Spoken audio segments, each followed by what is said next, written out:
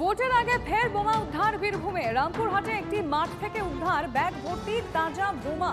ব্যাগটি পড়ে থাকতে দেখে সন্দেহ হয় এলাকার লোকজনের। খবর দেওয়া হয় পুলিশে। পুলিশ এসে এলাকায় ঘিরে দেয়।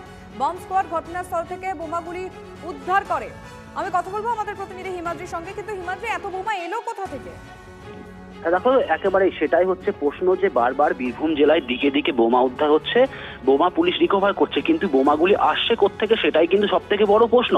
আজকে আবার রামপুরহাটে দেখা গেল বোমা উদ্ধার। সকালে আমরা দেখলাম যে বোলপুরের একটি জায়গায় তৃণমূল পার্টি অফিস থেকে বোমা উদ্ধার, তারপর রামপুরহাটে একটি রাস্তার পাশে সেখান থেকে বোমা উদ্ধার হয়েছে। দিকে দিকে বোমা উদ্ধার হচ্ছে।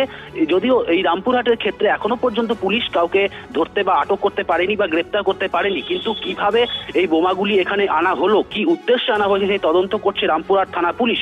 যদিও বিরোধীরা বলছে সমস্তটাই রাজনৈতিক কাজে, বিরোধীদের হারাবার জন্যই কিন্তু নির্বাচনের সময় ব্যবহার করার জন্য এগুলিকে স্টক করে রাখা হয়েছে, এমনটা কিন্তু বিরোধীদের বক্তব্য। সব মিলিয়ে এখন দেখার বিষয় পরবর্তী ক্ষেত্রে পুলিশ কি ব্যবস্থা গ্রহণ করে। ধন্যবাদ।